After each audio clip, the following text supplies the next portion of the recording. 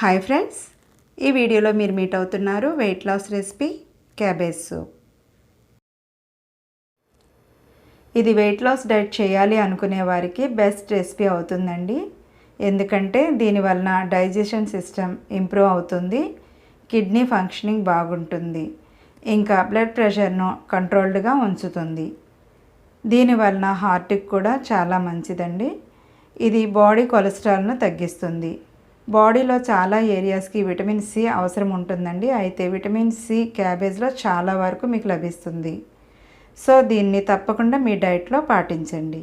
దీనివలన health and beauty benefits అయితే చాలా ఉన్నాయండి. సో లేట్ చేయకుండా దీని ప్రిపరేషన్ అండ్ యూజెస్ ఏంటో తెలుసుకుందాం. ముందుగా ఒక గిన్నె తీసుకొని హీట్ చేయాలి. ఇది కొంచెం హీట్ అయ్యాక ఆయిల్ వేసుకోవాలి.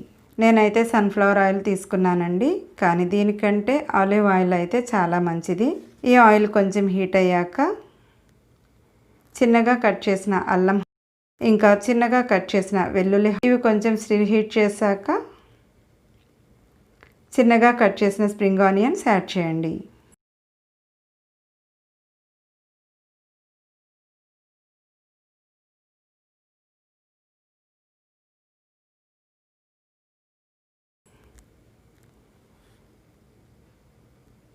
ఇవి 1 మినిట్ వేగిన తర్వాత సన్నగా కట్ చేసిన క్యారెట్ యాడ్ చేయాలి.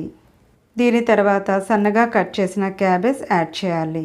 ఇప్పుడు సన్నగా కట్ చేసిన క్యాప్సికమ్ యాడ్ చేసి మిక్స్ చేయాలి. వీటిని లో ఫ్లేమ్లో మాత్రమే ఫ్రై చేయాలండి. ఇప్పుడు టేస్ట్కి సరిపడా సాల్ట్ యాడ్ చేయాలి. సాల్ట్ మిక్స్ అయ్యాక 2 గ్లాసెస్ వాటర్ యాడ్ చేయాలి. ఇది 2 మినిట్స్ బాయిల్ అయ్యేదాకా వెయిట్ చేయాలి. ఇప్పుడు 2 మినిట్స్ బాయిల్ అయ్యింది. ఇప్పుడు ఒక కప్లో 1 స్పూన్ కార్న్ఫ్లోర్ తీసుకొని అందులో 1 కప్ ఆఫ్ వాటర్ పోసి ఈ విధంగా మిక్స్ చేయాలి.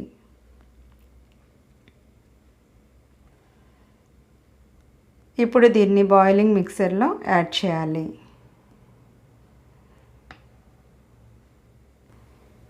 ఇప్పుడు ఇందులో టేస్ట్కి సరిపడా పెప్పర్ పౌడర్ను యాడ్ చేయండి.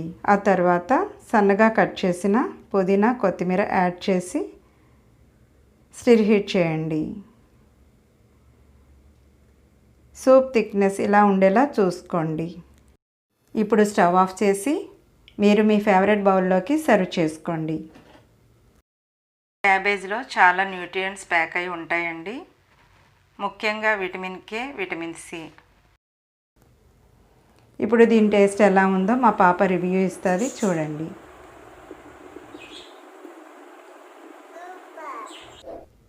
ఈ వీడియో మీకు నచ్చితే లైక్ చేయండి, షేర్ చేయండి, సబ్స్క్రైబ్ చేసి బెల్ ఐకాన్ను క్లిక్ చేయండి.